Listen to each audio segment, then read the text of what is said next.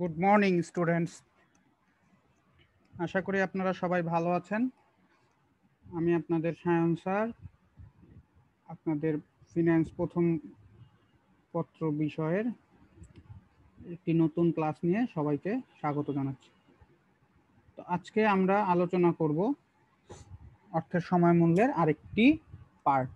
তো আমরা গত কয়েকটা ক্লাসে অর্থের সময় মূল্যের স্থায়ী হিসাবে কিভাবে ক্যালকুলেশন করতে হয়, কিস্তিতে থাকলে কিভাবে ক্যালকুলেশন করতে হয়, বছরের কিস্তির পরিমাণ যদি সমান না হয় তখন আমরা কিভাবে ক্যালকুলেশন করি, এবং একই সাথে সর্বশেষ ক্লাসে আমরা ঋণ সূচিটাও দেখেছি যে আপনার ঋণ তালিকাতে যে ঋণ পরিশোধ তালিকার মাধ্যমে কিভাবে আপনি প্রতি কিস্তিতে কত টাকা ঋণের থেকে যাচ্ছে, কত টাকা আপনার এক্সট্রা সুদ দিতে হচ্ছে, সেটাও আমরা দেখেছি। আশা করি আপনারা সেই সবগুলো টপিক ভালো করে বুঝতে পেরেছেন এবং সেগুলো নিয়ে আপনারা বাসায় নিজেদের মতো চর্চা করছেন। তো আজকে আমরা আবার আরেকটু কিছু নতুন টপিক দেখব এবং সেটা মোটামুটি সহজ, এবং একই সাথে আমরা কিছু অঙ্ক এবং সেই অঙ্কের রিলেটেড কিছু এসডব্লিউ আপনাদেরকে দিয়ে দেওয়া হবে। তো আজকের লেকচারটি আমি শুরু করি। শুরুতেই আমরা ষষ্ঠ অংশ আজকে আলোচনায়। তো আজকে আমরা দেখব হচ্ছে অনির্দিষ্ট অথবা চিরস্থায়ী বৃত্তি, যেটাকে আমরা ইংলিশে বলতেছি পারপিচুইটি।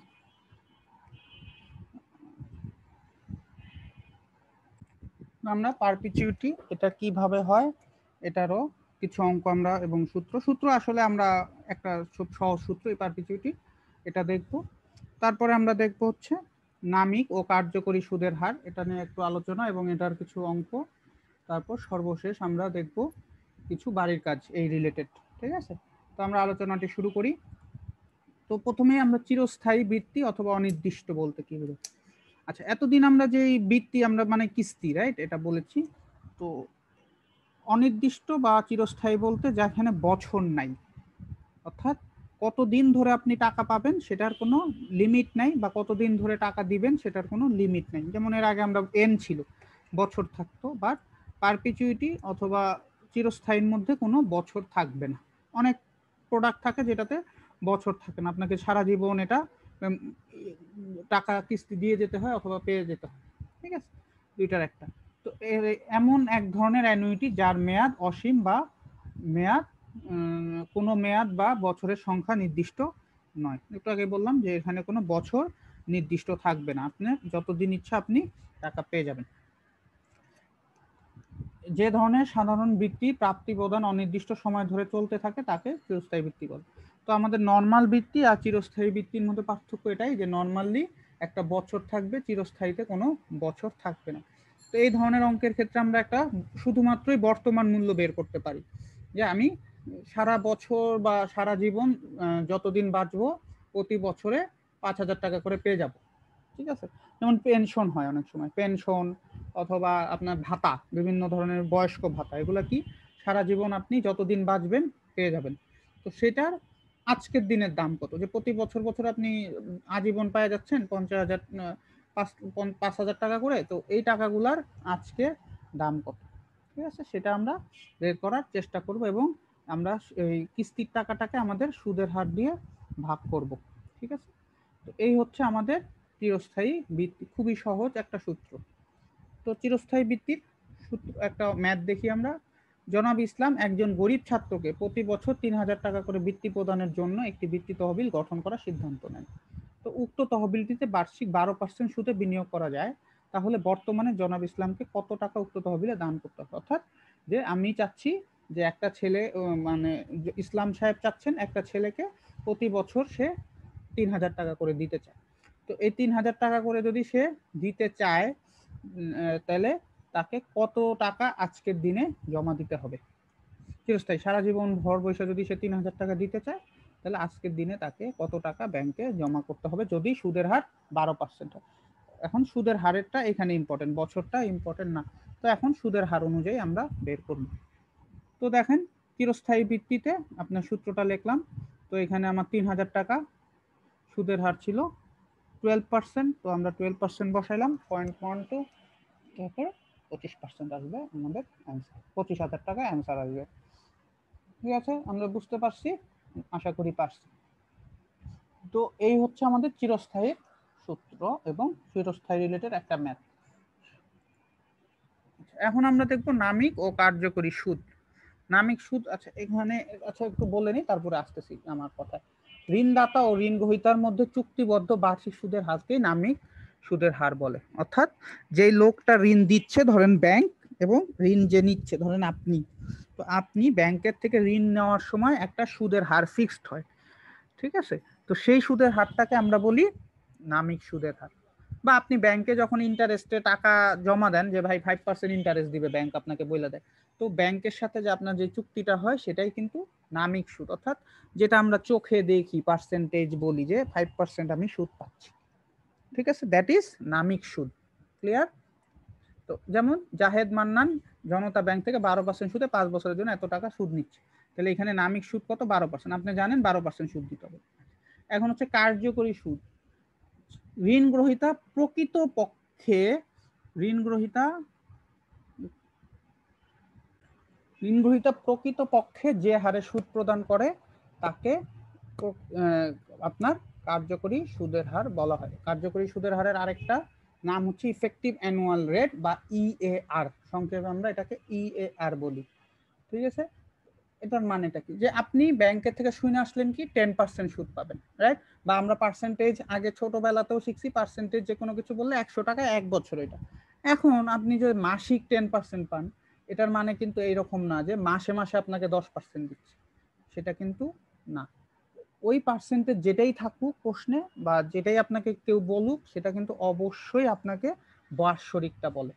মাসিক 10% মানেও কিন্তু বাৎসরিক 10%, বাট মাসিক 10% আর বাৎসরিক 10%-এর মধ্যে পার্থক্য অল্প জায়গায় হয়ে যায়। সেটাই নামিক সুদ আর কার্যকরী সুদ। যেটা মুখে বলতেছি যে বার্ষিক 10%, এটা যদি বার্ষিকই থাকে তাহলে নামিকেও যা কার্যকরীতেও তাই, ঠিক আছে? যদি বছর বছরই বাড়ে তাহলে নামিক আর কার্যকরীটা সেম।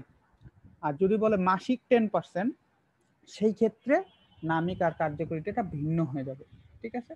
তো মাসিক 10% মানে কিন্তু মাসে মাসে 10% পাবেন না।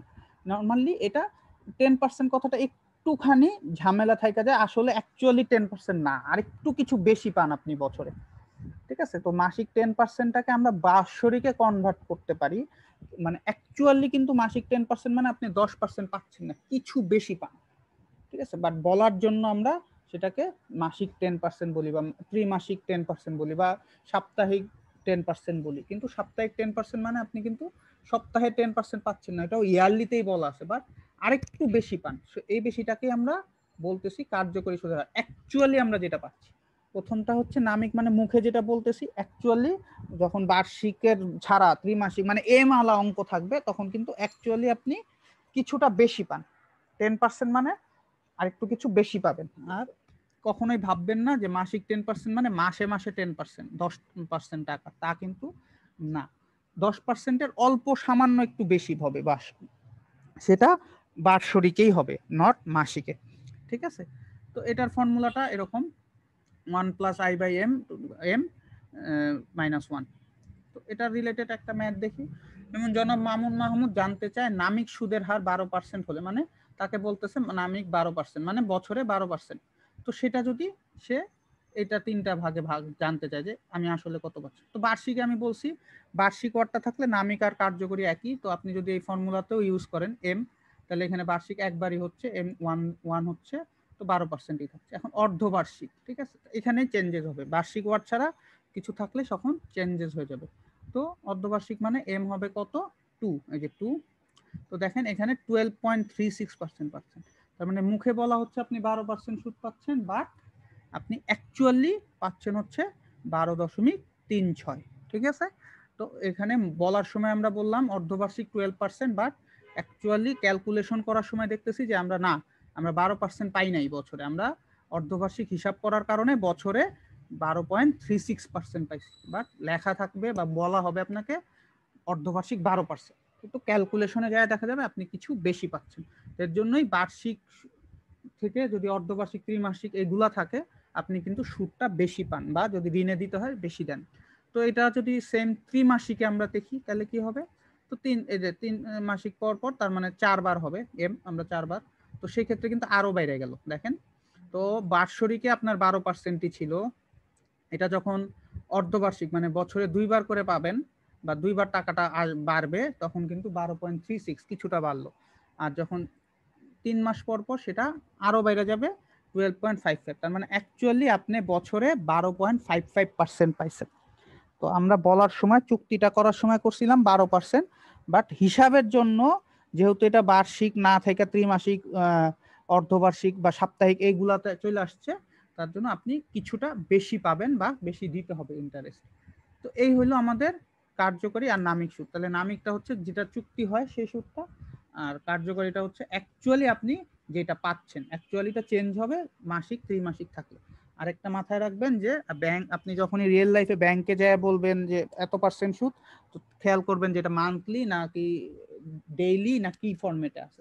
তো যেই ফরম্যাটেই থাকুক 10% ডেইলি মানে প্রতিদিন 10 টাকা পাচ্ছেন তা না, 100 টাকায় প্রতিদিন 10 টাকা পাচ্ছেন তা কিন্তু না, আপনি সামান্য কিছু বেশি পাচ্ছেন। যেমন এখানে দেখেন ত্রিমাসিক আপনি 12%, তার মানে আপনি ভাবতে পারেন যে 3 মাস পর পর 12%, অ্যাকচুয়ালি কিন্তু তা না, আপনি বছরে পাচ্ছেন 12.55। ঠিক আছে, তো বার্ষরিকে কিছুটা বেড়ে যাবে, এই চেঞ্জেসটা হবে। তো এই যে এম এর ক্যালকুলেশনটা আমি কয়েকটা দিয়ে দিয়েছি এখানে, যে বার্ষিক মানে একটাই এম, এটা আপনাদের আগের কিস্তির অঙ্কগুলো বা এম যেখানেই আছে ইউজ করতে পারেন। 2 মাস পর পর হলে 6 বার, সাপ্তাহিক হলে 52 বার, কারণ আমরা এক বছরকে 52 ধরি, যদি দৈনিক হয় তাহলে আপনি 365। ঠিক আছে, তো এই হলো আমাদের এম বের করার মান। এটা আপনারা রাখতে পারেন, আপনাদের অঙ্ক করতে সুবিধা হবে, যে কোনো এম রিলেটেড যে অঙ্কগুলো থাকে সেগুলাই। তো আজকের লেকচার আমরা এখানেই শেষ করব। তো আমি প্রথম প্রশ্নটাই, নামিক ও কার্যকরী সুদের হারের মধ্যে কি পার্থক্য আছে সেটা নিয়ে আপনারা লিখবেন কিছুটা। এখানে আমি একটু আলোচনা করেছি আপনাদের সাথে নামিক সুদ ও কার্যকরী সুদ নিয়ে। তো সেটা থেকে আপনারা যেটুকুন বুঝতে পেরেছেন সেটুকুন খাতায় তুলে দিবেন। ঠিক আছে, তো আমরা কি বলেছিলাম, নামিক সুদের হার মানে বার্ষিক, আর প্রকৃতপক্ষে আমরা যেটা পাবো সেটাই হচ্ছে কার্যকরী সুদের হার। আর নামিকটা বার্ষিক হিসাবে ক্যালকুলেট হয়, আর কার্যকরী সুদের হারটা আপনার সময়ের সমান, চক্রবৃদ্ধি সময়কে কার্যকরী সময়ের সমান করে তুলনা করা হয়। আবার আরেকটা জিনিস, নামিক সুদের হার কিন্তু কারো উপর ডিপেন্ডেন্ট না, নামিকটা আপনাকে যেটা বলবো সেটাই, আর বার্ষিকটা ডিপেন্ডেন্ট। যেমন একটা অঙ্ক দেখছি 12% হারে, তার মানে 12%-এর উপর বেস করে কিন্তু 12.55 হয়েছে, তার মানে কার্যকরীটা নামিকের উপর ডিপেন্ডেন্ট থাকে। ঠিক আছে, তো এইরকম 3-4টা পার্থক্য আপনারা লিখবেন। তো এখন আমরা ম্যাথ দেখি, তমাল প্রতি বছর 10,000 টাকা আজীবন পেতে চায়, তাহলে এটা এই যে আপনাদের পারপিচুইটির ম্যাথ। তো এ বাই আই, খুব সহজ, এ ডিভাইডেড বাই এটা। তারপরেরটা এটা হচ্ছে নামিক, যে 10,000 টাকা রাখেন, নামিক সুদের হার 12% হলো, কার্যকরী সুদের হারে কত হবে সেটা। এটা তো নামিক সুদের হার যদি 15% হয় তাহলে কার্যকরীতে কত।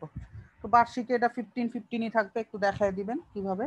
অর্ধবার্ষিকীটা ক্যালকুলেশন করবেন, দেন ত্রিমাসিক, সর্বশেষ সাপ্তাহিক ভিত্তিতে ক্যালকুলেশনটা হবে, অর্থাৎ এম চেঞ্জের হয়ে কত হচ্ছে সেটাও আমরা দেখব। তো এই হলো আজকের লেকচার। ইএআর মানে নামিক সুদের হার বের করা, এটা আপনাদের পরীক্ষায় অনেক ক্ষেত্রে আসে, অনেক সময় নৈবিত্তিক প্রশ্নের মধ্যেও দিয়ে দেয় বা সৃজনশীলও থাকতে পারে, বাট নৈবিত্তিকই বেশি থাকবে। তো আশা করি ছোট জিনিস আজকে আলোচনা করলাম, আপনারা সেই আলোচনাটি মনোযোগ সহকারে শুনেছেন। নেক্সট ক্লাসে আমরা সর্বশেষ কিছু দুইটা একটা টপিক নিয়ে আলোচনা করব, তারপরে আমরা 2-1 দিন এটা সৃজনশীল কিছু অঙ্ক আলোচনা করে এই চ্যাপ্টারটি শেষ করবো। আমি এই চ্যাপ্টারটিতে আবারও বলছি সময় বেশি নিচ্ছি, যাতে আপনাদের এই চ্যাপ্টারটি খুব ভালো মতন হয়ে যায়। তো আপনাদের যে কোনো যদি সমস্যা থেকে থাকে অবশ্যই আমাকে কমেন্টসের মাধ্যমে জানাবেন। সবাইকে ধন্যবাদ, ভালো থাকবেন সবাই।